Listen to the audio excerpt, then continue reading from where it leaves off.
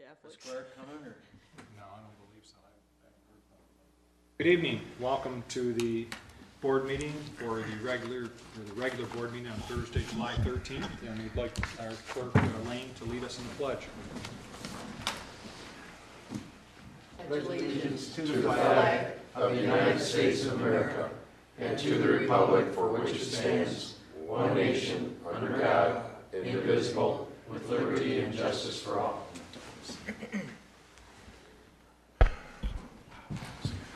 First off, I'd like to ask for approval of the consent agenda items. So moved. Support. All right, been moved in support. Any discussion? All those in favor? Aye. Any opposed? I would like to just add one thing to the agenda, and that's to give privileged comment to Representative Tim Sneller, and we'll put that in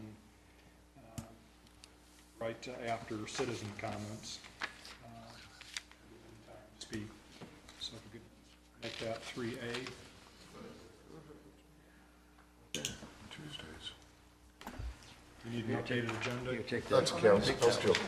Oh, I'm sorry.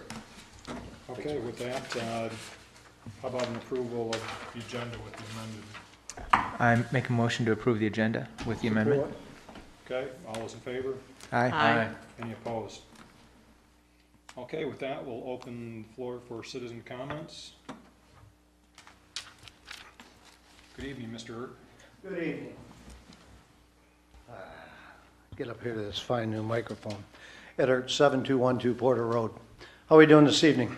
Very good. Fine, thank you. I hope we take my comments constructively, because I really want to be constructive. Anyhow, I'd like to talk about the City Township Joint Fire Department.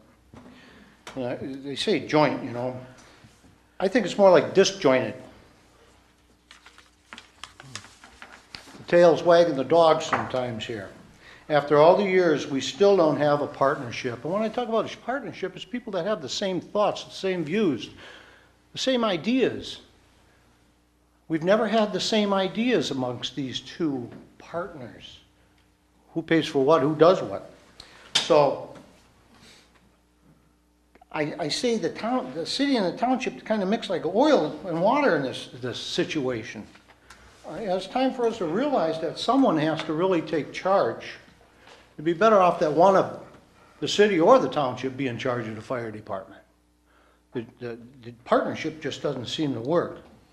We don't seem to agree on anything. We don't seem to agree on the funding, the operations, the equipment, who pays for what, and all of the intangibles that the township gives the city. You know, a training tower is free to them. We pay for that. And I heard in the last meeting on Tuesday about GIS helps them out sometimes, and IT. You know, they built a kitchen for them, and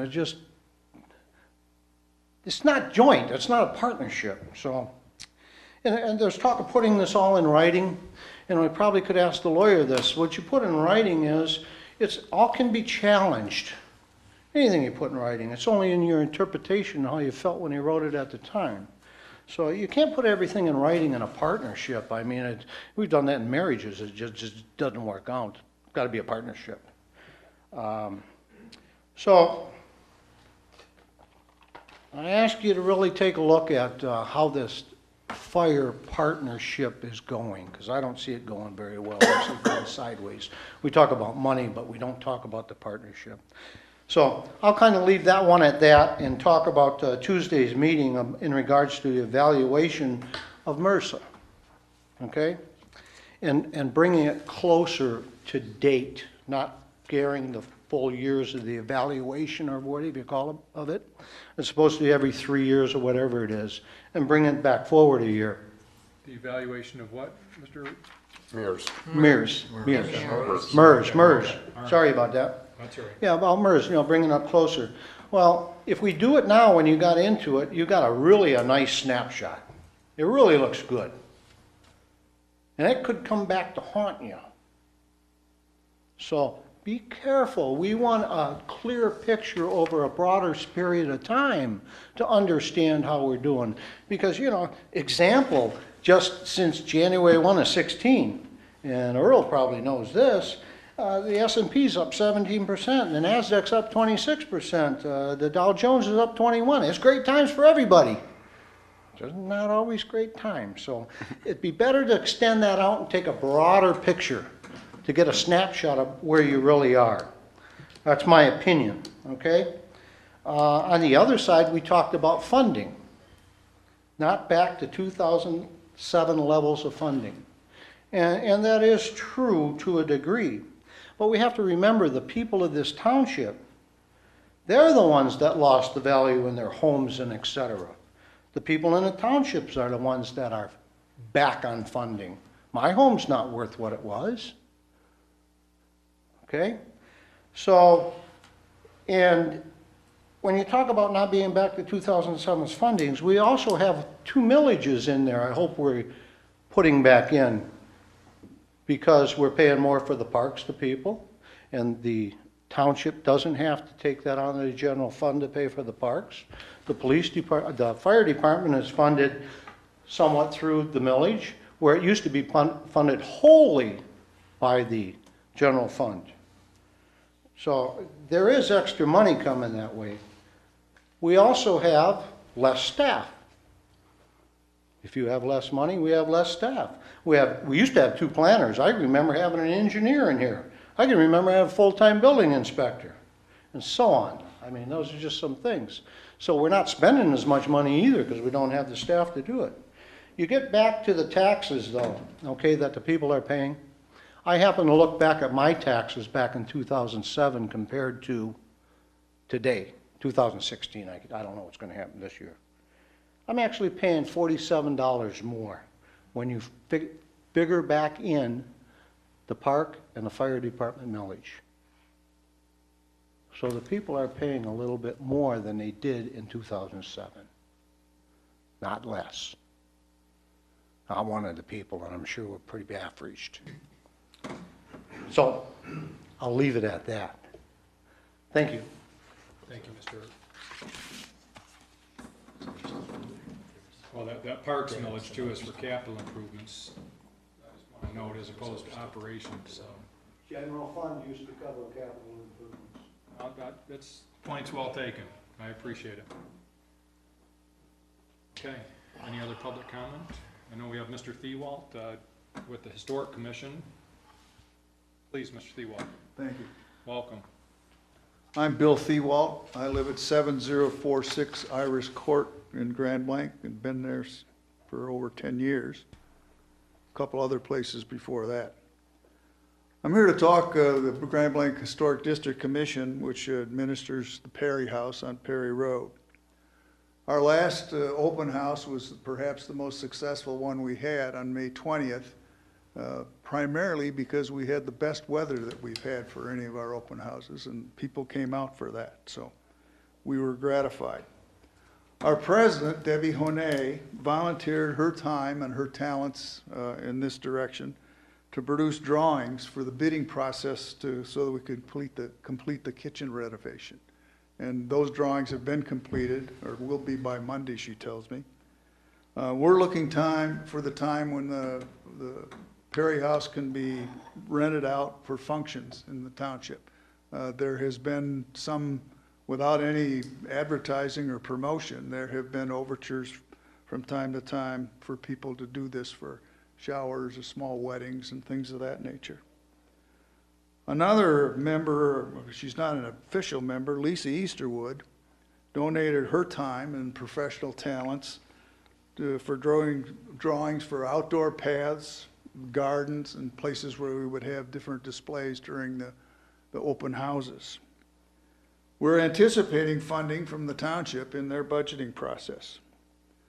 Another thing that we did is the commission developed a list of 25 similar historical sites and buildings that are supported by townships and municipalities throughout the state of Michigan. I have the list here if anybody's interested in it. We also have submitted a packet of information and an application to Lansing for a Michigan historical marker to go in front of the Perry House on Perry Road. So we're hopeful that that would come along. We have a pretty good idea of those things. the state doesn't give you those, you have to pay for them.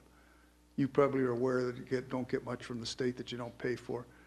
But the next Pioneer Day we have, our next open house is scheduled at this point for Sunday, October 8th. And of course, all of you are welcome to come. Maybe Earl Guzak will want to tour you along. We'd love to see you. Thank you. Thank you. Can I ask a question, please? Oh, by all means. You can speak into the mic. They've asked me that. Oh, I'm sorry. Speak into the microphone so that they can record it. Do you want fries with that? You don't have to. With the Perry House, you could definitely, I think it'd be very helpful because we formed a task force of 3 individuals, Al Mansour, myself, and Earl, to look at the Perry House. And if you could supply us with that information with the 25 communities, that would really, really help us. I have a list here I could give you. Yeah, I'd really appreciate that. Also, the budget, because there is no line item in our budget for the Perry House. Right. If any of that information that you could either share with me or the chairman or even Mr. Limita, but if I could get it in my hands, that would really help us, the 3 of us, make some recommendations to the board. Our task is to find out how we are going to address the Perry House, what we're going to do with it, because as of right now, we don't have concrete plans for renting the facility. We haven't even set any, if we're going to rent it, if there's any type of rates, none of it. So the 3 of In us the are. past, we have proposed some rates, and we had the attorney look over model rental agreements that covered any liability and those kinds of If issues. you could get that to either, any 3 of us, that would be very, very, very helpful. Okay. We're looking at this as a clean chalkboard, and our task is to come up with the means and the wherewithal, of what we're going to do with the Perry House and how we're going to be able to fund it. And so we're starting from scratch. And if you'd like, with our next meeting, I'll talk to the other committee members, but I'd be more than happy to invite you or Mrs. Honay or anybody, because this is it. Well, exchange of information would be helpful both ways, so. Yep, yeah. our exchange of information right now is that's what I just told you. That's what our tasked with, and we have no information to give you. But thank you very much for your time. Thank you very much for your volunteerism. Okay, I'll make sure that you get that list, and I can also probably dig up the rental agreement forms that were devised a couple of years back. We have those already. Do you have them? Yeah. We can get those to you. Okay, And Clerk Lane, she could supply you with my cell phone number, a way to contact me, my email and so. I'm sure I can get a hold of you through the township, so we'll do that. Or, Thanks for your interest, appreciate it. yes. Mr. Limita? Yeah, Mr. Nikki Thewald? Hoffman was in today. She shared with me the book that's all tabbed out that they put together that has those same list of the other historical sites for the other municipalities. So that is available. She brought it in today. She had Maria Brown make a copy. We're going to make copies for every board member. Excuse me, who was that, Mr. Limita? It was Mickey Hoffman brought it in. Okay, we asked one of our planning folks, Jill, to, on May 28th, to come back with some recommendations along uses of similar houses. I haven't seen anything come back, so this would be helpful input to her as well. We did just get that back as well, and you'll see it. Thank you. We did get that back Okay. from Joe. Okay, thank you very much. Thank you. Steve Will. And we have with us this evening Representative Sneller. Would like to talk a little bit about some of the legislative action in the last few weeks going on in Lansing. Welcome. Good evening. Thank you. Thank you, Supervisor Bennett and the board for allowing me a few minutes to update you on what we've been doing in Lansing. A couple of major issues I'd like to just relay to you and convey is we passed the state budget. I was very pleased. As many of you know, I've only been here 6 months. This is my first state budget that I actually got to vote on, and I did vote yes on it because it really did help the 50th House District. As you know, the 50th House District doesn't include just Grand Blanc, it's also Burton and Mundy Township. One of the things that I really liked, and you guys have experienced this over years, I know through my legislative staff career over the last 30 years, I've watched local municipalities take hits in their revenue sharing, the statutory part. This year, you guys got a 2.2% increase, which amounted to about $68,000. I know that sounds small compared to your budget, but as I knocked on doors last year, I said it's a step in the right direction. And we'll work harder next year to increase that even more. But I watched over the last 15, 20 years, no matter who's in charge in Lansing, we've cut. And it's about time that we went in a positive way. So that, like I said, amounts to about $67,000. Another project that is going to impact Grand Blanc Township, I've been involved in this the last 6 years as I was a staffer to Representative Smiley, is the Dort Highway Connector Project. Which has been very important to me. On his behalf, I've written many Tiger grants for that project. And as you know, it's been a 3-phase project. We got $3.1 million to complete that project. That is also very important, and I know Genesis and the residents in that area are going to be much appreciative because you're not going to have all that congestion now on Holly Road.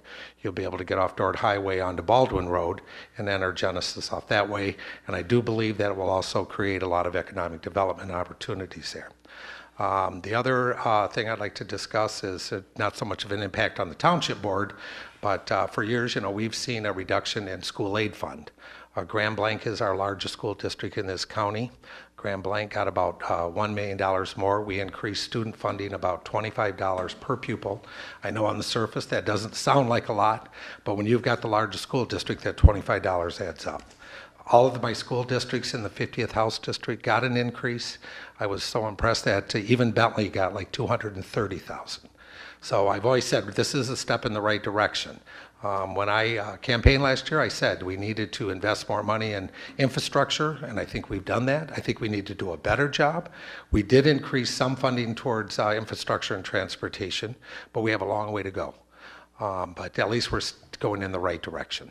So on that note, we have one more issue that we voted on yesterday, which I think could have a positive impact on places like Grand Blanc and the whole community, is we termed it as the Good Jobs Bill. And what this bill does, it gives tax incentives to businesses that actually create jobs. That's one of the stipulations in the bill, was that an employer would have to create at least $100 or $250 before you get to your tax break. These are sustainable jobs. There's certain requirements that they got to sustain those jobs. There is a sunset on it because it is a new program. It will sunset on December 31st, 2019. I certainly hope I'm in Lansing to reevaluate that and see if it did have a positive impact on local communities, because it could be more revenue for townships, cities, or wherever these employers choose to locate and hire people. The other provision of that bill that I really liked, it takes a regional wage base for determining wages for those jobs. So we're just not going to build a bunch of, and nothing against McDonald's, I love McDonald's. It's not going to create a bunch of minimum wage jobs. For Genesee County, because we have the auto industry and we have higher paying jobs, these jobs will average out to be about $20, $22 an hour jobs. That was important to me as well. I know one issue that I had that they did resolve with that is, we have the employer takes out your withholding tax, which we've done for decades, and no problem with that. But what the provision was in the original bill, these were 2 Senate bills, or 3 Senate bills, Senate bills 242 through 244. And what it had was that after the employer felt they had met their obligation in creating either 100 jobs or 250 jobs, they just got to keep that money. I had a problem with that because I don't believe any private entity ought to be in charge of state tax dollars. So that now will be channeled through the Michigan Department of Transportation and given back to the employer for meeting their obligations. So on that note, I hope that's all good news. There wasn't always good in the budget, but I felt in the 50th House District, I was one of 3 Democrats who voted for that bill. Both appropriations, the school aid, and also the state budget, because it did have such a positive impact, in my opinion, on the 50th House District. So And I will hopefully continue to work to increase funding for my community and also the state, because I actually call it investment because we've neglected it the last 15, 20 years as I watched it. So we are at least going in a positive direction. The economy's doing better. Jobs are creating, and I just think this enhances that job creation for the state of Michigan. So on that note, if there's any questions, I'd be happy to answer them. Any questions? Thank you very much. Oh, you did that Good good. job, Sam. Thanks, thank you.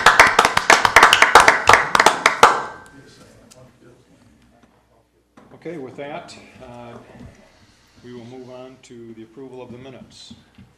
Are there some amendments? So I'd like to make a motion to approve the minutes for June 6th, June 8th, executive session June 8th, June 26th joint, and amended minutes for June 27th, the regular meeting. Support. Okay, there's been motion, support, any discussion? All those in favor? Say Aye. Aye. Any opposed? Okay. We approved the consent agenda items. So we'll move on to future positioning. And we discussed this on Tuesday evening a little bit, but with regard to fire, we reviewed the questions that, and I'm not sure if everybody has those. I think there's a copy right down here if you need a copy of the questions that were proposed from our joint meeting. I think Ken has a copy right behind his computer. Okay, I'm good. But we were asking that if anybody has additional questions, to either provide those to the task force, or we can raise them now. We didn't really want to get into the full-blown discussion of giving our position, but I think one of the things we received today from Chief Burdette in our email, I don't know, I didn't print off a copy of that, but Chief, would you like to comment on your email that you sent to the board today? I was in a good mood until I saw that email. The update from the city meeting I forwarded. Oh, okay. Yeah. Last meeting at the city council meeting, they jointly agreed to go for the 1.25 or the 0.25 mil increase. There was a lot of discussion regarding the real versus private property. In general, they agreed with what was in the pamphlet or the booklet that we put out earlier, but there are a few sticking points that we'll discuss with them at another date. The developing of a capital funds budget was talked about, and also a policy for the residual or a fund balance policy for general fund. So that's what they discussed last night at their meeting. The 1.25, is that with a contribution from each, or is that? I misspoke, it's a 0.25 increase, so it'd be a 0.75 from the general public with a half mil from the city. Okay, so 0.75 is what they're looking at. Yes. In terms of a millage that they'd be looking for. Right, And then continue with the with the half mil general, from the general fund. contribution. I also noticed that they wouldn't go along with the May. Right, they discussed that the May election with the cost involved with that would be on their shoulders, and they did not want to have that fee or that over their heads. Yes, Ms. Lane? Chief, when they had their discussion about the .75 mils, were they willing to put it into one question, or were they going to propose renewing the half a mil and then putting in a second question on the ballot for .25 mil increase? Do you recall? I mean, did they have? I don't believe there was any final consensus on that. There was a lot of discussion whether to do it as one question, one increase, a renewal and an increase, and actually have it at two separate times. There was just a lot of discussion going on at that point, but I don't believe any general consensus was made. Thank you. Mr. Thomas? Chief Burdette, the meeting last night, that's how the committee as a whole sits right now, correct? Yes. That's not taking effect with our, I'm sorry, that's not taking into effect with our commission, our task force meeting that's going to be next week. No, I believe this So- is just setting a stance of what. This they're is gonna what do. they're setting a stance, but this is not a firm stance. I don't believe so, no. Okay. Okay. All right, that's it? Think so. Thanks, Chief. Thank you. So if anyone has additional questions, please forward them to myself, and I'll make sure the task force, I think about everybody here is going to be on that task force. But anyways, the public has questions. Right. Yes. Mr. Chairman, since the last meeting, when you said you were going to come to the meeting and Mr. Thomas is now going to be on the task force, it will be posted so that if Mr. Mansour or Mr. Clark chose to come or were to show up, there would be no violation of the Open Meetings Act, just for your information. Okay. With that, moving on. Parks and Rec. Let's see, I think our task force has been formed on that. We've provided a few pieces of information. One is the joint agreement with the city that is quite dated, and the master plan that was just put together. So we will be tackling that issue. Anything else, Mr. Limit, on Parks and Rec that we wanted to? No, I included it in the packet. I know it's made it sort of sizable, but unfortunately that original agreement is from June of 1970. And so it's really a mimeographed copy that's a little bit of quality issues. But you also have the master plan that's current, not the updated version that they're still working on today. But you did get a copy of the 2016 and 2017 budgets for comparison. I think it's just a jumping off point for the Parks and Rec Committee to have. Probably the beginning is going to be a review of the documents that created the commission.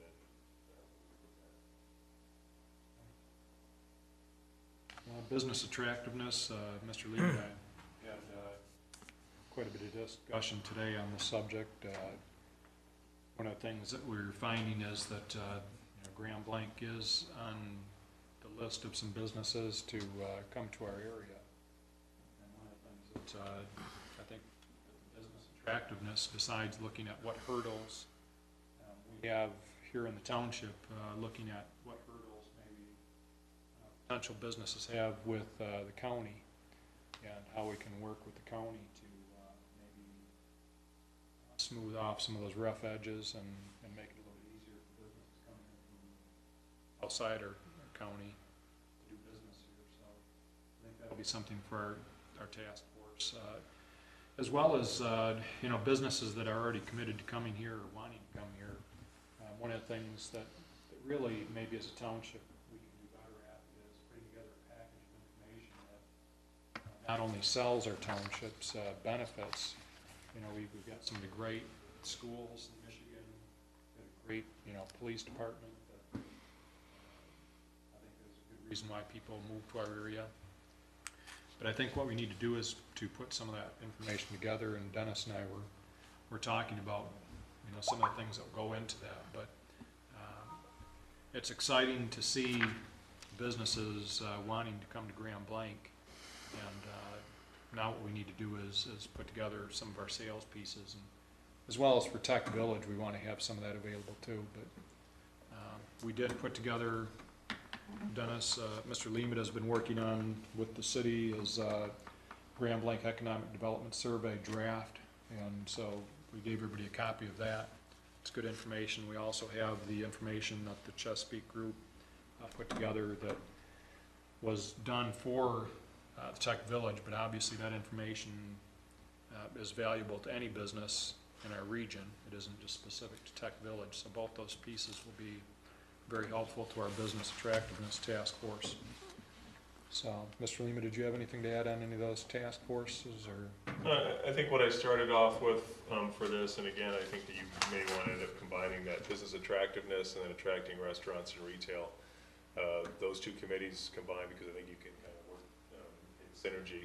But the draft that you got of the Economic Development Survey, this has been something that's been an ongoing discussion for a couple of years between the township, the city, some business owners, and we meet sporadically, and we put a survey together, got it out last year, got a pretty decent response back in.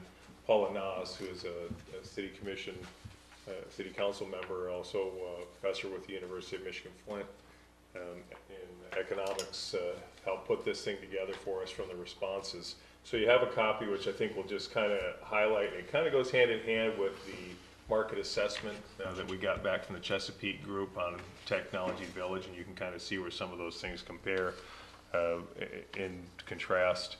You also got a copy that was from the Flint Genesee Chamber that just talks a little bit of a one-sheet highlight of Grand Blanc Township and some of the benefits that we have going for us. And then one of the things that really was no way to capture in the survey results or to put it together was free-formed responses from the respondents of that survey.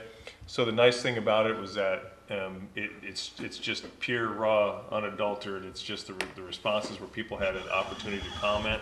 What are your comments about this economic development survey? And it's rather lengthy, but it gives that committee the opportunity to kind of read through those, and you can hear what it's at the pulse of the community and some of the things that they're saying in free-form comments. I think you'll find very interesting.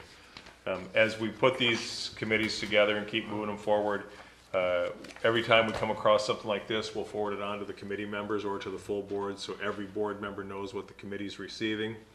And then as you guys are working together as board members amongst the committees, anytime that you need additional information or you think that there may be some research that we could accomplish for you here, just reach out to me or to Megan, and we'll get you what you need from an additional resource standpoint.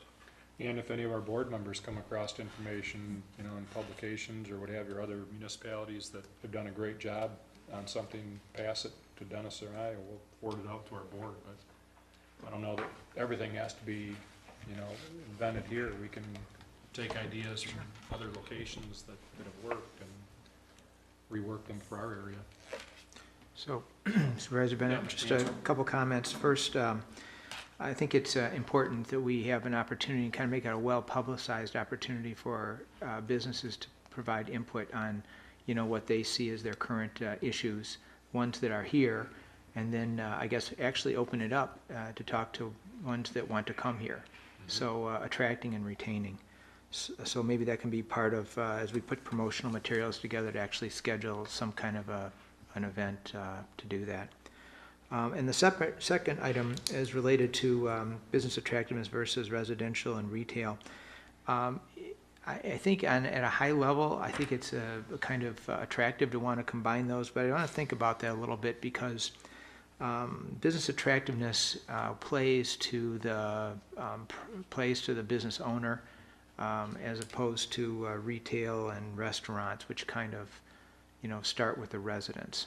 So that, you know, in the end, I guess the businesses have to agree to come here, and they'll do that because there's going to be a need for them from the community. But I wouldn't just automatically jump to want to combine those.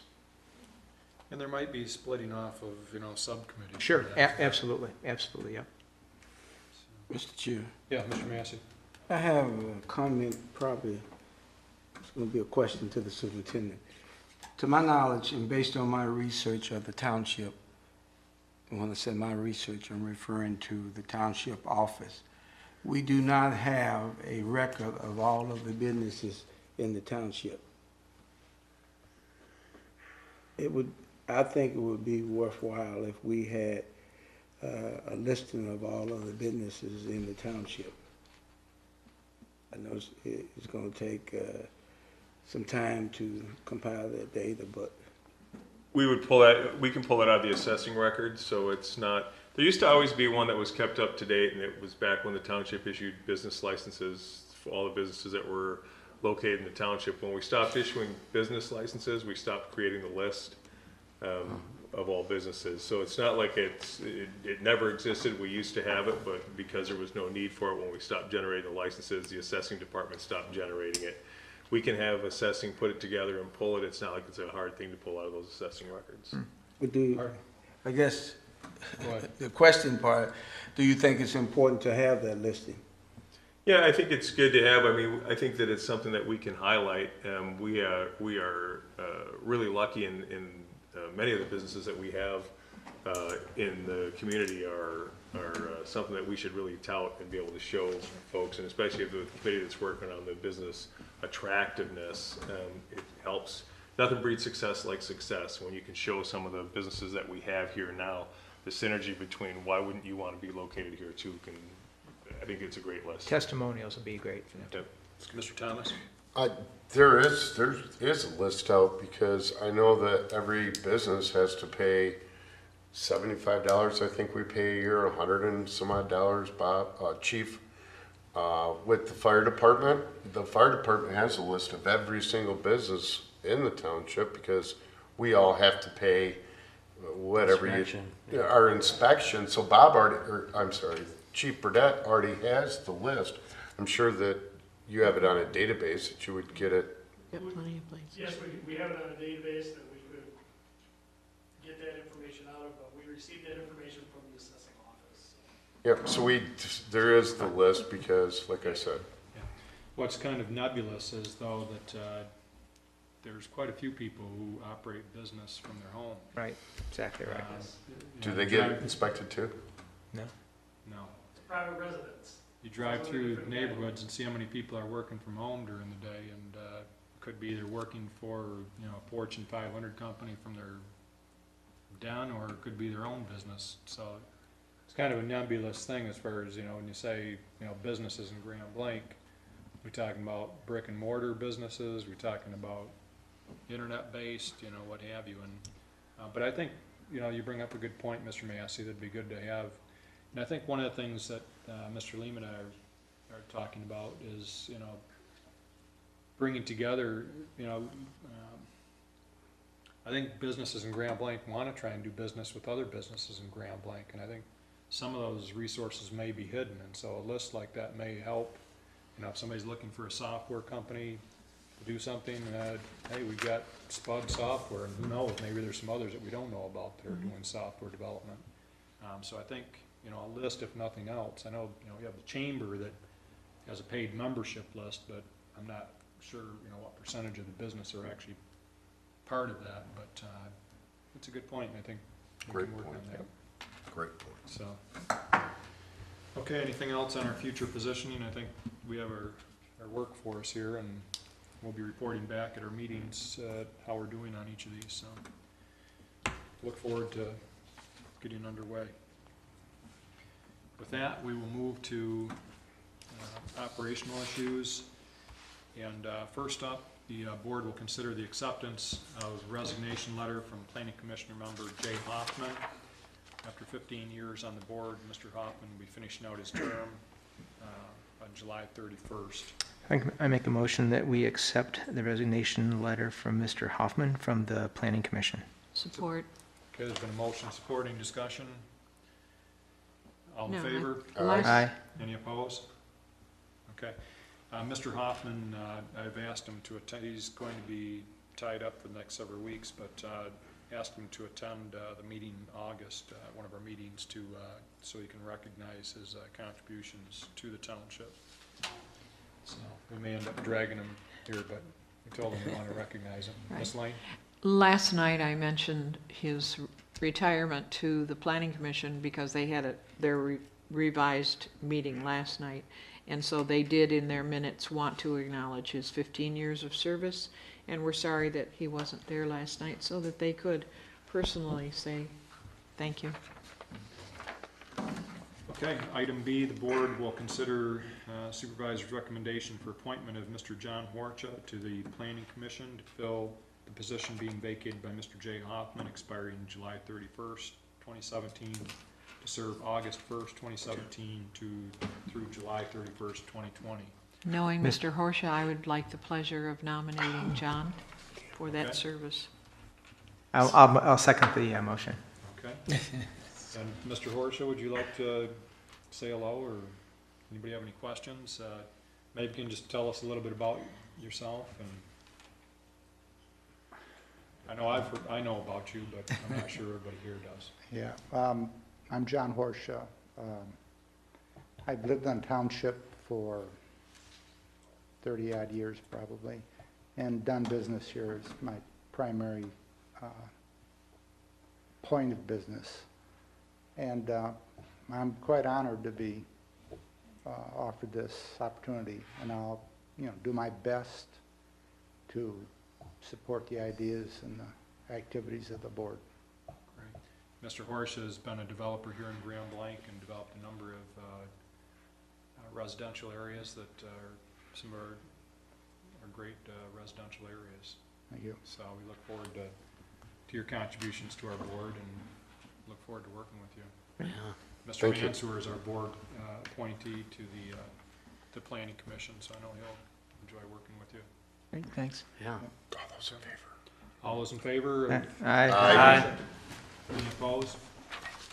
And thanks for coming. Thank you very much. Have a good evening. And Ms. Lane, we'll need to swear you in at some point, or I will do that at the next planning commission meeting, since they meet Okay. before we do. okay, or you can stop by if you want even and do it before I then. think we like to show our new board members to our board. He did come last Okay. night and was introduced to the board. Okay, however you want to handle that. Ms. Lane will swear you in. Okay, thank you. Thank you. Okay, item C, the board will consider the supervisor's recommendation for reappointment of planning commission members Mike Yancho and Joe Johnson to serve a 3-year term from August 1st, 2017 to July 31st, 2020. Mr. Chairman, would you consider them separately? Sure. Let's go with Mr. Yancho first. Then I make a motion to accept the supervisor's recommendation to appoint Mike Yancho for a 3-year term, August 1st, 17 to July 31st, 2020. I'll second. Okay, there's been a motion, been seconded. All Was that those- Mr. Guzak? Seconded by Mr. Thank you. Guzak, yeah. Any discussion? All those in favor? Aye. Aye. Any opposed?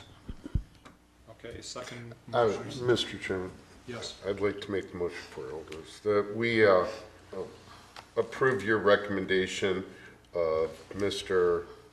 Joe Johnson. Joe Johnson to serve for the 3-year term from August 1st, 2017 to July 31st, 2020.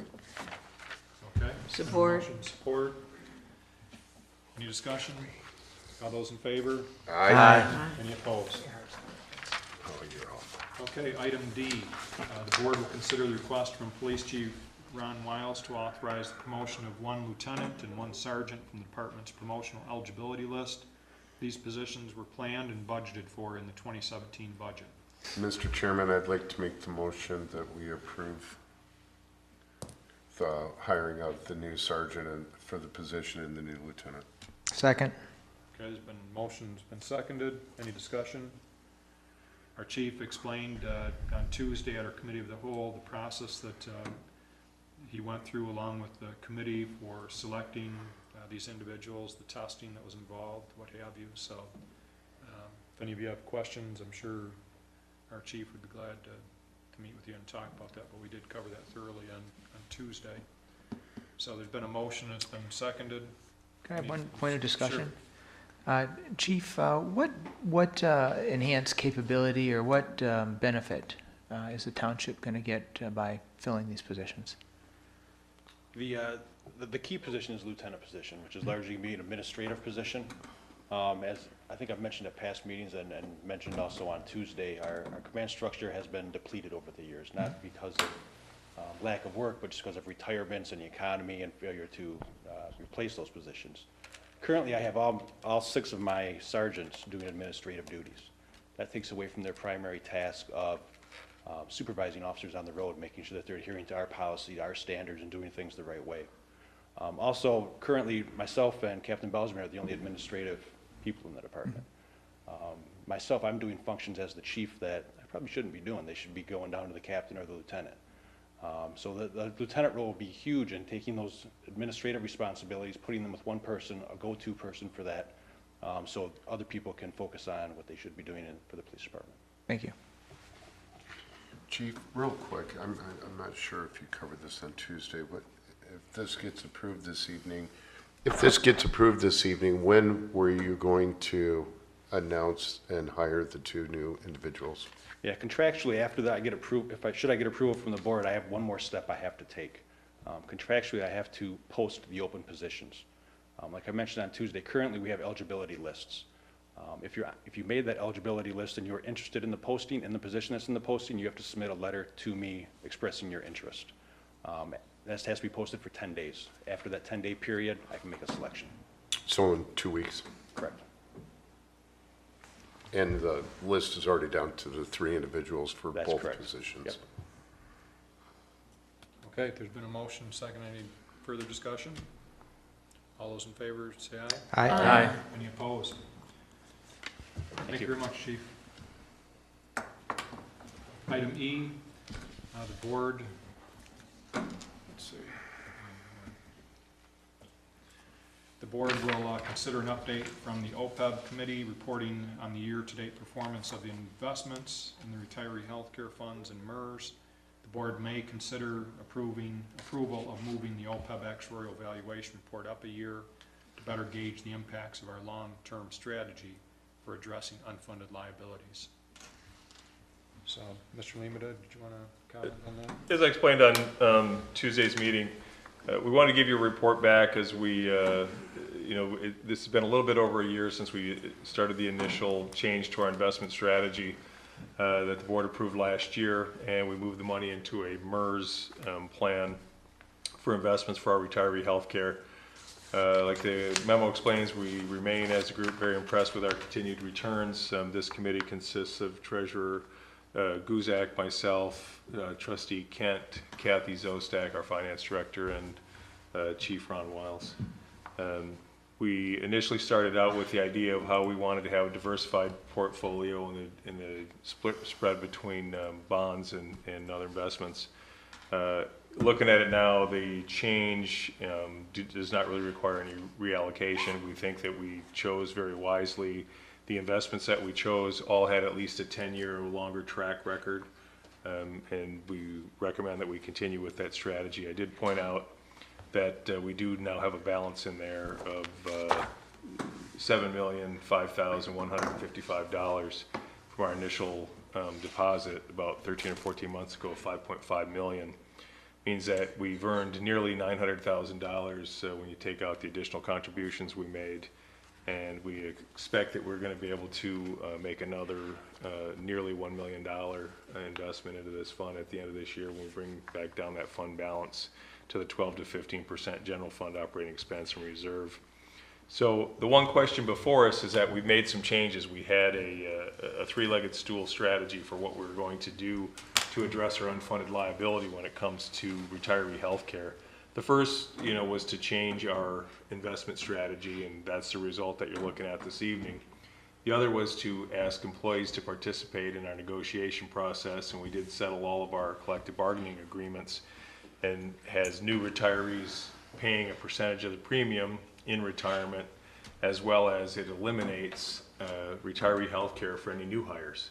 So those are two pretty big impacts on addressing that $31 million of unfunded liability. The other one was we continue to have our aggressive strategy of addressing our size of our contributions. Last year was $600,000. Like I said, we think we may be able to put $1 million towards it this year. So those three things are the reason we're saying no. You get your actuarial evaluation study done every year on your police pension plan from MERS, but on this particular investments, we're only required to do it every 3 years. It has a cost of somewhere around $5,000 or $6,000 to do it. You are required by law to do it every 3 years, but we're 2 years in. The last one that was done was through December 31st of 2014. The reason the investment committee is asking the board to consider asking us to move it forward and actually do another actuarial evaluation study now is because it's based on new assumptions. Those assumptions are that our retirees participate by paying a percentage of the premium. It's also the assumptions that there are no new hires going into this process. To Mr. Ertz's question about we made 11.43% year to date or whatever, where you're seeing some great returns on our investment, that doesn't really impact the actuarial evaluation study, because they chose, it's like 7.5% or 5.5% or whatever you want to choose. They'll run it with the assumptions that you provide them. So we're not going to give them short-term assumptions. We're going to give them what we expect to make long-term assumption-wise. If you look at our track record of portfolio, it's over 9% for 10 years. I wouldn't recommend that we use that as an assumption either. I think we're more safer at 7 or 7.5%. I think that's what we run it at last time. But what we will be able to see is that the steps that we have taken absolutely reduced our liability. The last report we have showed a $35 million liability with $31 million of it unfunded. And that was a snapshot as of December 31st of 2014 based on a set of assumptions. With these new assumptions, we know that it's gonna come down. And the reason I would ask to run it 1 year earlier is because then we can share it with our employees who participated through the negotiation process and be able to show them and let them see that our strategy is working, that it is addressing and propping up our retiree health care. The other thing is Public Act 530 of 2016, one of the new reporting requirements that we submit to Treasury after any time we get an actuarial valuation report. We have to submit to the Department of Treasury what steps we're taking to address our unfunded liabilities. So, you know, I'm happy to report what we've done because I think that we've made some tremendous inroads into how to address it. What that will do is show us in a quick snapshot of what that looks like so that we can share that as well. Mr. Thomas? Mr. Lehman, so in a nutshell, one of the main reasons is that you want to give the employees a peace of mind that we're not completely solvent by any means, but we are working towards that, and these are the steps, and you know, from your contributions, so you don't have to worry about us becoming unsolvent. But Trustee Thomas, yes, you know, in that it shows that their participation was critical to our success of addressing these, and I think that's important. It's also a peace of mind that says, you know, part of the negotiation process was, well, we have retiree health care and we don't want to touch it. And I say, if you have a 13% funded healthcare plan, you don't really have health care. You're only 13% funded, and it's getting worse as time goes by. I can pull out the last 3 actuarial evaluations and show you that the numbers continue to climb and we continue to get worse off. By reversing that trend, not only can we show the employees, but I think it's important to show the residents of the community that the board has taken actions that are addressing a very large, I mean, everybody's hearing about it now, unfunded liabilities and what's going to happen, and you know, you're hearing about the emergency manager laws, and primarily those municipalities that have had to comply with the emergency manager law and have an emergency manager come in, almost every single one of them has been mismanaged from an unfunded liability standpoint, and that's what kind of triggered it, is that they couldn't afford to make the monthly payments anymore. So this is being able to show that we are addressing it, we're being aggressive, we're taking it seriously, and it really allows, you know, for us as a municipality to show everybody that we've addressed this and we're going to continue to address it. It also helps us in negotiation 3 years from now when we may need to start tweaking it as we move forward. Supervisor Bennett? Yes. In thinking about the previous discussion we had about business attractiveness, this might also be another thing to add to the plus column here for businesses coming in, that there won't be any unexpected you know, surprises later on once they're here, because, you know, we're kind of taking care of business. So I'm not really in favor of spending $5,000 that we don't need to, but when you start adding all these things up, it might be the right thing to do. We won't have to do another one for another 3 years. So it would be 3 years, it'll reset for 3 years. Plus, it'll be kind of a baseline, right? I mean, we just made these changes, so it kind of establishes a baseline level. Yes. Before we move forward. So, okay. Is someone from the committee going to make the motion? Who's on the committee again? Mr. Guzak is the only elected official on the committee. Well, I think Dennis should then. Yeah, I can make that motion, and basically, I guess it's because of what Al said, because I don't think spending $5,000 at this point, especially the market's going up, in another year it might come down, and if we did it a year from now, of course, then it would show the true value, but it could even be higher. But if we're trying to, I think the point that Al brought out, if we're trying to promote Grand Blanc, we will have to push that then, because it's spending $5,000 to show that we are attacking it, and it would be a good place to bring business in. And that'd be the only reason, because prior to that, I wasn't real excited about that. I wanted to wait another year. So is that a motion? Yeah, it's a motion to, I'll second that. I've got a question. I don't know, maybe Mr. Guzak would be the one to answer this, but does this help with bonds at all? When we go out with the bonds, do they look at unfunded liabilities, or maybe Yeah, they look at all those numbers, and they look at the last actuarial, so it would be helpful. Like I said, I guess if we're gonna do one, if you do it now, it's gonna look really great because we are still in the up phase. I mean, the Wall Street's saying that things are starting to drop, and I did talk with the finance director today, and she said it was dropping down. Our balance did drop because there's some uncertainties in the market, but that always occurs. But that would be another good point that I guess if we are, when we go out for the bond, because we have to go out for a bond for our Dode Highway extension, this would be another plus to help us get a lower rate on that bond. That's my thought. Good point, Earl.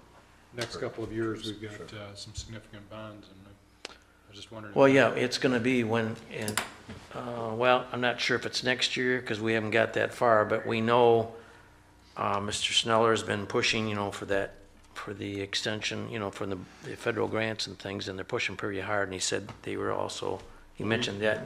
The money's already been secured, but it's just a matter of the approval of the route now is what they're waiting for. Right. So this would help on our bond ratings. So that'd be another good reason. Mr. Lima, did you have any? Yeah, I mean, it's about our financial health, right? And it's about doing a checkup. I mean, you get one every year from your pension because it's required by law that you get it every year. Why they have retiree health care is only every 3 years. I can't answer that question, required by law. It's $5,000. You're going to spend it this year, or you're going to spend it next year at this time.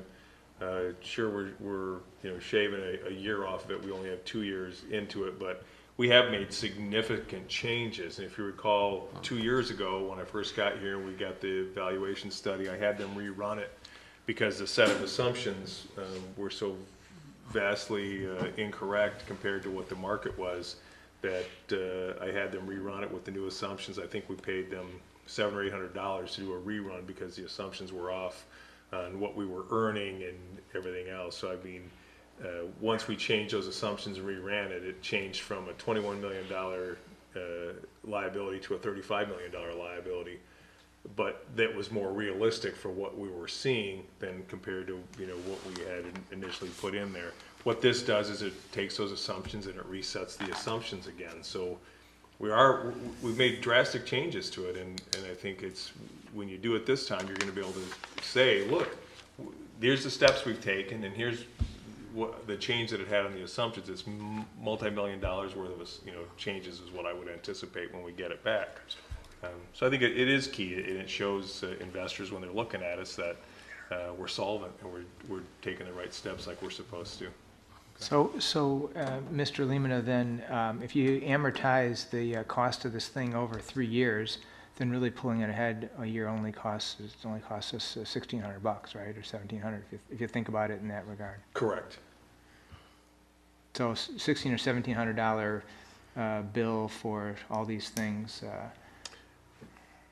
Okay, thank you. Yeah. Except it is 5,000 going out. It's still 5,000 going out. So. But we would have. So it's not a money saver. Yeah, so we're moving it up 1 year. Okay, all those in favor? Aye. Any opposed? Okay, the next item on our agenda is the board will consider a motion to approve a resolution of a proposed total authorized levy of 6.3887 mils for tax year 2017 as follows. And I guess I should probably read those off. It's 4.5586 mils for township operating, 0.9115 mils for extra voted police, 0.1697 mils for extra voted mosquito, 0.4993 mils for extra voted fire, and 0.2496 mils for extra voted parks and recreation. Mr. Thomas? Who's our finance director, Kathy Sostak. Okay, I thought Kathy Sostak was going to be here to explain the Headley Amendment and how we come to these numbers. Is there a way that we can postpone this, or is this something that has to be voted on? Because I'd like some, information on this. Kathy won't be here. It'll be Becky Becky? Salvati, the assessing director. And what you're seeing is that what you're being asked to do is not approve that this is what you're going to move forward with. What you're saying is a resolution of proposed total authorized levy. This is what we're legally allowed to levy based on where we're at right now with the Headley rollback. You'll notice that even like Parks and Rec, instead of being 0.25 mils, is 0.2496. That's the Headley rollback, so you lose some every year unless you specifically want to roll it back up and go to a vote of the people to bring your millage back up. Headley is going to take it down every year. You will get a full presentation, a PowerPoint presentation about every one of these and what the Headley rollback means to it. You'll also see what new construction has done for us as far as from a taxable value. You'll get all of that in the August meetings.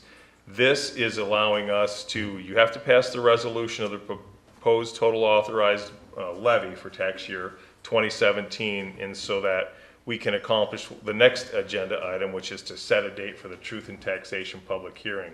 That gives the public the opportunity to come in and talk to you about how they feel about the proposed millage rates.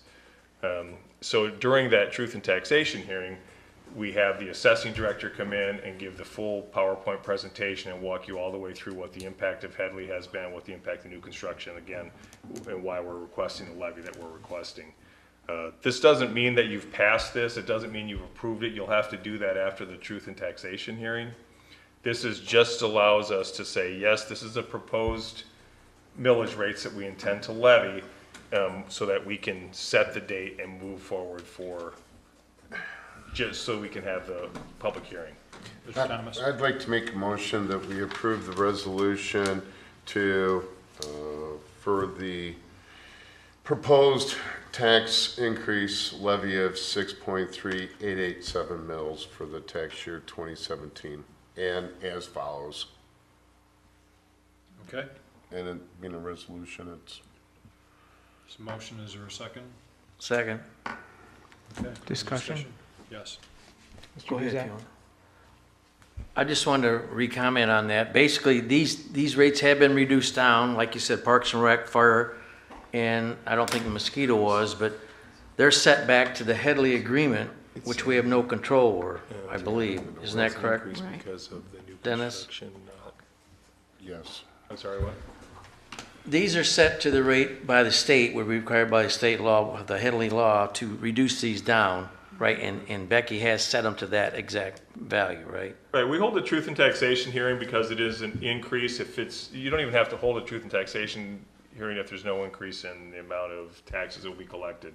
We have to, because even though we've been impacted by the Headley Amendment, we're still, with the new construction and the multipliers that we got for what we can put our millage at, you have to hold a Truth in Taxation hearing to show people that these are the mills that we intend to do, and show that impact. So, yes. Right, so, but like on the fire millage, it's supposed to be 0.25 and it's not. That was reduced back because the Headley forced us to do that, right? Correct. Right. And so these are the actual numbers that we have to run with because of the Headley law. Correct. Okay. Mr. Sir, Supervisor? yes, sir. So I guess the question that I'd like to ask here is if I were to look at my tax bill, which I just got, would I see 6.3887 mils on there, or is this a change in that, or are we just talking about the value that this is applied against? This will be, what you'd see on your tax bill will actually be higher than that because it was before the Headley rollback. What you're seeing is the 2016 taxes that were levied last year. And so it doesn't have, it won't match up to the 6.3887. So this would be on a rate basis a little bit less than? Correct. Yeah. Fine, okay, thank you. Ms. Lane? You would look at your December tax bill. There would be nothing on the summer tax bill that you just received reflecting any of these amounts.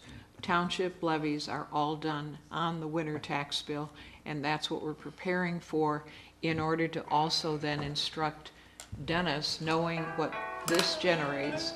He will be starting his work with the department heads to come forward in August and September with our proposed budgets for Budget's fine. 2018. So this is how a year starts. Okay. It's well in advance of actually starting. Mr. Lemon? I have to deliver, law requires that I deliver the budget to you we're starting your budget deliberations on September 1st. And this is where the revenue is being driven from. So if I don't have this Right, so you approved, don't- then, it changes. Not that we can't change the budget once we're in the process, but that's why we follow the timeline that we do.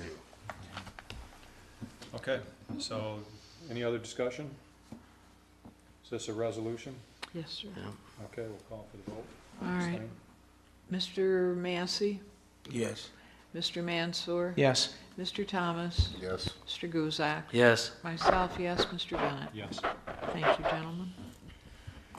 Okay, item G, the board will consider a motion setting a date for the Truth in Taxation public hearing on the proposed 2017 millage levy of 6.3887 mils for August 10th, 2017. Notice must be published 6 days in advance of the public hearing. Is there a motion? I make a motion to set the public hearing for the Truth in Taxation on August 10th, 2017. Second. Okay, there's a motion and a second. Any discussion? Is this a resolution as well? No, No? just a Okay. regular call. All in favor? Aye. Aye. Any opposed? Okay. We're on item 8. What are you hearing from the community? I mentioned earlier, I met with a couple of different developers, and I think one of the things we need to figure out a way to streamline some of the process here for businesses, not necessarily coming to the township having issues, but more with county. And so I think we've got a few ideas that Dennis and I kicked around today that I'll be bringing to our business attractiveness task force. But I think we're moving in the right direction, and we have businesses that want to come here. So with that, I'll leave it to others to say what they've been hearing. So Mr. I Mansour. have some feedback relative to the fireworks. Proposed kind of suggestion that I believe it was a Mr. Kane made a few weeks ago about having fireworks authorized on the weekend immediately ahead of like a 4th of July holiday. Extending the period. Extending the period to include those Friday, Saturday night things. And that, a couple people that talked to me about it thought that really made a lot of sense. So I'd like us to consider that, especially, you got kids staying up and all the rest of that. Just seems like it could be something that would be a benefit. I had phone calls in my office that they didn't know why we were extending them because they have listened to fireworks for a full week and thought we shouldn't give any more extensions. So But they're doing it anyways. they're Yeah, doing it yeah, anyway, it's not and they're wrong. doing it from the previous, Right. Friday previous to July 4th, all the way through the last weekend. So, like any question, there will be people on every side. Yeah, Mr. Thomas? Mr. Mansour made a great point. So if we wanted to make an amendment to change our bylaws, when is the appropriate time to do that? Bylaws? Or not Be bylaws, the I'm ordinance, sorry. right? Ordinance. Our ordinance on fireworks? I guess anytime, but I'd want to seriously consider before we make any suggestions. Fair. Well, and I think the way you do that is if there was consensus to explore a change, just have me write a proposed amendment that reflects an idea that you've got a consensus on, and then I can present it to you. You'd have to adopt it 2 times, so you'd have 2 shots at it. But if again, there's momentum, I guess, to explore a change, or there's consensus, then I'd like to discuss a little bit more with the public myself, but, Mr. Guzak?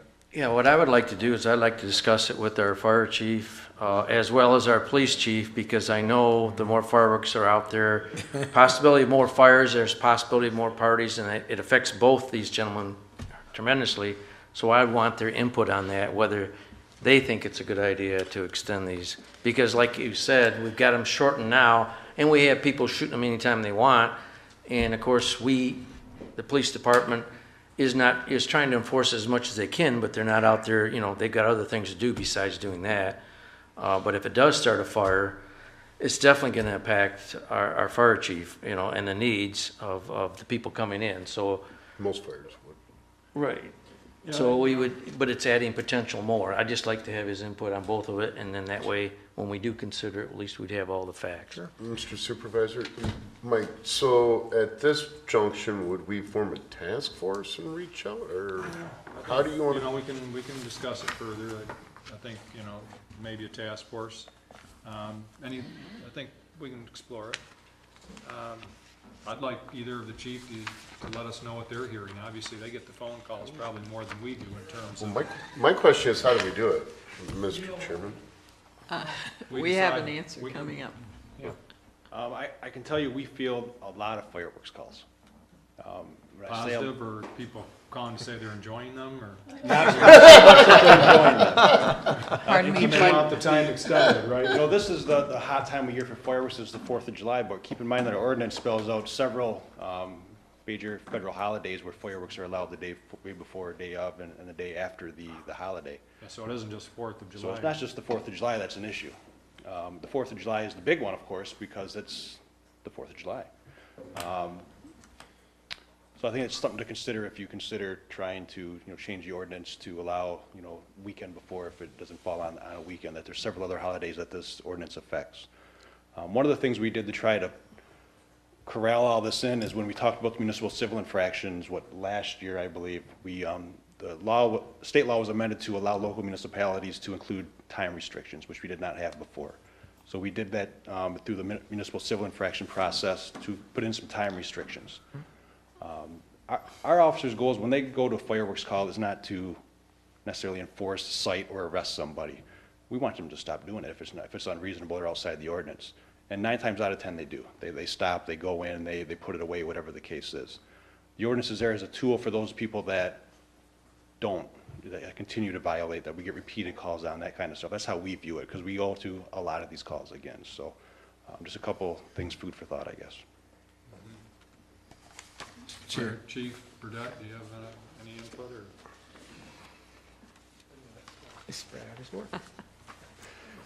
Well, unfortunately, we deal with the aftermath. If something goes wrong, we're called out. Just for an example, over the holiday weekend, the fire department responded to 2 major structure fires. Both were firework related. Just the safe handling of fireworks is just a paramount concern. This is, like I said, we deal with the aftermath. Chief Wiles' crew goes out and does a fantastic job of trying to handle the situation, to get people to abide by the ordinances. But like I said, if they don't handle the fireworks properly, we're going to end up handling the situation. And it could cost somebody, a firefighter, a life, or a resident a life. One of them over this weekend, we could have easily lost 5 or 6 residents in a home. Wow, But they were able to get out in time, really? so. Yep. Mr. Yes. Chair. Mr. Massey? Why would we want to expand it, and we know we're increasing safety? We're decreasing safety. I mean, increasing, we're creating a problem for us, so why would we want to bring the issue up? I don't quite understand. What was your thinking, Mr. Trustee? Was it Trustee Thomas or So, Mr. so, Mansour? so we'll have the discussion. I mean, you can take a look at your comment and drive it in either direction. We can contain things to such a degree that we can put a bubble around everyone and not do anything. So now the question becomes, you know, how can we help our residents kind of enjoy, you know, the fireworks that they want to enjoy? And so what we're saying here is that we have this 3-day window, which is authorized by the state. That's not up for debate. And so now the question is whether we can, enhance the ability for our residents to enjoy fireworks over a Friday, Saturday night, when otherwise they'd have to do it on a Monday, Tuesday, Wednesday workday. So that's the issue. The question becomes, does that really expand the amount of fireworks? Does that really expand the risk? Or does it simply take the concentrated ones that we've done in a couple of days and spread them out over a few more? It's just a question. Well, we can explore it. Right. If somebody wants to serve on a task force, we Sure. can, have a couple people look at it. Ms. Lane? Chief Wiles, Unfortunately, we know that Chief Burdette had some serious problems with it.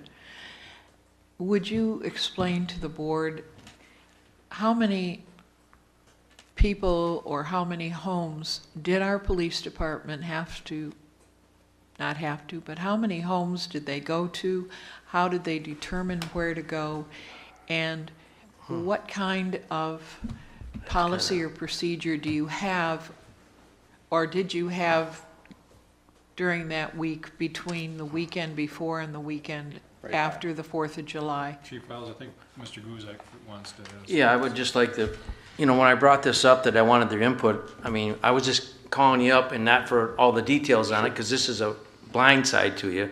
But I thought it'd be good, because they all brought it up, that we look at all the alternatives and all the factors. Sure. I mean, but to come in and say what it is, I know you're not prepared for all this, and I don't think it's necessary at this time. If you want to come back and report that to us, that'd be fine. Yeah, I don't have a number of how many calls for service we had reference fireworks. I can tell you this, though. Every call we get, we respond to. If someone calls and asks for our help, no matter what it's for, whether it's for fireworks, a bat in the attic, whatever it may be, we're going to respond. Of course, we got to prioritize, of course, but we will respond and take care of the issue and help the residents the best we can. I will say most of the way we get notice of these calls has changed over the past few years. The phone calls are always there, but now with the takeoff of social media and our footprint on the police department's footprint on social media, we get a lot of calls for assistance through our social media, which isn't the preferred method, but people still do it. So we even respond to those. If I see something come through, I'll call up the office, hey, can you send a car out to here? So it's kind of taken off in several different directions. Most of the feedback that we get from the residents is, the 3 days is too long. Why can't you just narrow it down to 1 day and then arrest everybody else outside that 1 day? But of course, I'm not hearing from the whole community. These are people that are upset that fireworks are going off repeatedly. So that's what we hear mostly. Exactly. Well, I think, we can explore this with a few of you that are, if you're interested in being on a task force, let me know after this meeting, and we can explore it further. Thanks. Okay. Anything else that we're hearing in the community? Otherwise, we'll move on to our miscellaneous. Things you're hearing from the community, not things you want to present. Well, a couple of weeks ago, I know that I mentioned that I had someone from Genesis Administration come in and wanted to pursue us doing something about Pollock Road. And today I had one person that came into the office and one that called that were saying, we're driving down the middle of the road, we're pulling to the side so another person can go down the middle of the road because Pollock Road is a mess. Kathy, what can we do? And my response had to be, the road commission doesn't have money, the township doesn't have money. And I didn't win the lottery, but at least I'm bringing it to your attention. And if someone comes up with an idea or a grant, it would be very much appreciated by the people who drive on Pollock Road. And I probably get a message a week from somebody about their street or road as well. Right. Pollock included. I've got an email right now that's 2 pages long that of a neighborhood regarding an issue with their streets. So the street issue is definitely something that we're hearing from a lot of residents. And unfortunately, the county isn't able to cover everybody's road when it's depleted. I think, we've talked a little bit, Ms. Lane, you and I, and Mr. Limita, that maybe, and we've had even our tax assessor tell us that the value of some of the homes even decreases when the roads are poor in a subdivision. And I think we look at business attractiveness, but we also look at residential attractiveness. And you wonder at what point, if a neighborhood says that we're not going to pave our streets, if there becomes a point where it's a hazard to our township in terms of values, in terms of blight, that we may have to seriously consider, what we do in those circumstances where a neighborhood refuses to pave their streets, and yet they just, and as you wait, the cost goes up because the infrastructure becomes even more, decayed. So, yes, Mr. Thomas? Supervisor Bennett, I was under the impression that we were instructed on roads because I too hear it a couple times, 3-4 times a week, that we direct it all to the county road commission. That's what I've been doing. I thought that's what we were directed to do. Yes. Right. We have To explain to them that we don't have the money to do it ourselves Mm-hmm. this cycle, but I believe that when DPW Director Sears was here, that he used the term "the squeaky wheel gets the grease," and the more people that complain on a certain project to the Genesee County Road Commission, they're the ones that are going to get that road fixed quicker. No, you're absolutely right, Mr. Thomas, and in fact, in the newsletter that we sent out to the residents with their tax bill, we put the Genesee County Road Commission's phone number in there. But you're absolutely right, and most people aren't familiar with township government until, they have an issue, but I think some people are under the impression that we have a road crew that's just sitting here parked, and really, we don't have a crew for paving roads or fixing potholes or things of that nature, and I think through social media and through our newsletter, I think we are educating more people that, the buck stops at the county when it comes to, the conflict is, between cities and townships. There's subdivisions that the city and the township have a border going through, and the city, obviously gets funding for streets and roads, and they may pay theirs, but we don't, and we rely on the county to maintain those. So that is probably where some of the confusion comes from, but I think over the past year, we've done a pretty good job of educating our public, but I think we need to continue to send that message that you mentioned, that, you can call here and complain, but, what we're gonna do is we're gonna tell you to call the road commission. I think Ms. Lane, is doing that too, with the exception of neighborhoods where we may assist, with the special assessment district, but ultimately, it's gonna be the county that does that. Yes? That was the point I wanted to take a moment and explain to the board. The county is going to spend their money on the expressways, major and local highways. They don't have any more money because their funding generally comes from gas taxes. So in my opinion, when you have someone in a subdivision calling and complaining about their roads, even though they're under the control of the county, their option is to call and say, I want to pursue getting my roads redone, how do I do it? And that's when we get involved in state law by having a petition, informational meetings, and things like that. And that's basically from the time they call to the time it comes to fruition, it's about a year. And that's what's going on in Concord Green, correct? That's exactly what's starting yesterday in Concord Green, but it's also under consideration in Village Green right now. We're also looking at it in Green Valley. Orchard Haven wants to look at it. Office Park has wanted to do it.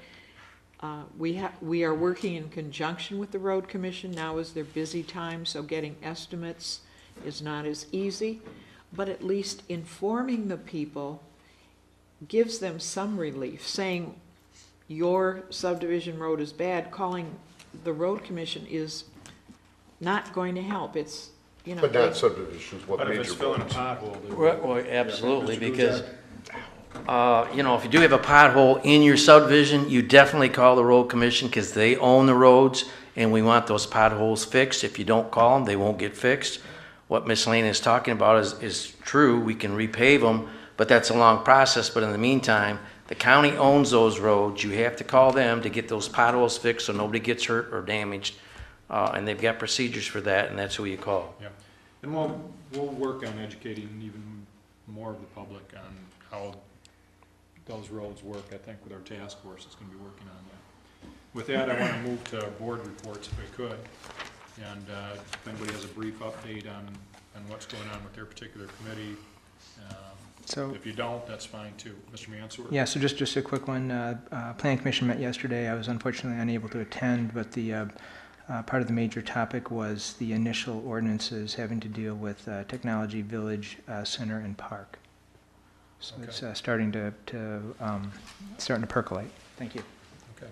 Mr. Thomas, you have anything on Parks and Rec? No, but another thing that I have been hearing from the community is that they want to make sure that the city is paid for the kitchen in the fire station one, and that it wasn't, or the fire commission, that was taken care of. I've heard that from Mr. Ert and his neighbor. Let's mark that on the list of questions for the task force, and I we'll let did. them take it up. I was being facetious. Mr., let's see, Massey? Massey. Anything on the Nothing fire at commission this time. additional? Okay. No. We talked quite a bit about fire. Yes. Mr. Kent is not here with regard to police. Treasurer Guzak, do you have anything you wanted to mention? Well, the only thing I would mention, everybody's already received it, but we do have a new tax bill out. Instead of the W-2 type form that we used in the past, we were able to contract with another vendor and actually get better postage cost, and was able to put it back in a normal envelope with double windows on it, which allowed us to do the newsletter, which we haven't done in 8 years. But we found a new way of doing it that we're still going to save some money because of the postage and the way it's being handled that we didn't have before. So, Thank you, Mr. Guzak. Clerk Lane? Number one, I can tell you that we have an empty room that's going to be cleaned up because they came and took all of our voting equipment. So we don't have any old voting equipment in the building. We'll be getting our new equipment sometime in August or September, and Mr. Guzak has to be prepared to pay for the extra pieces that we bought. And Mr. Limita and Mr. Guzak will be deciding how they want to finance the maintenance costs for years 6 through 10. Secondly, yes, Norfolk and Fairview are the two streets in Concord Green. The signs all went up. They will be inconvenienced, but hopefully happy when the work is done. It's going to be going on through mid-September.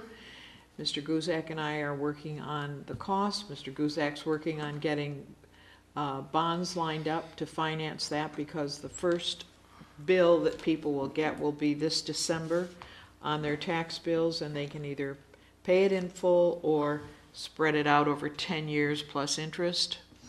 And yes, now we have an opportunity, since we're back to a window envelope and tax bills and a mosquito, to have 3 newsletters again that we started back in 2008. how are you going to get 3 out of 2 tax bills?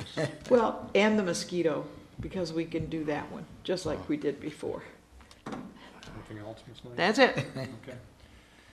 Oh, there's a new picture, a new dartboard back there for everybody. Someone needs to straighten that. One of the things I'd like to mention is that the newsletter, I received 3 phone calls from individuals after the tax bill went out.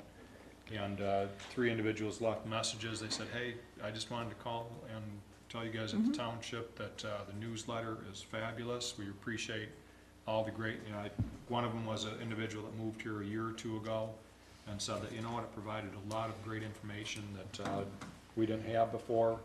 The 2 others were longtime residents that said, hey, this is really good stuff. So, so that was a great idea to start sending that out again. I think if we can figure out a way to do it electronically or digitally, I think we need to look at that, and maybe collecting email addresses from our residents so that we can send out periodic updates without necessarily having to incur the cost of postage.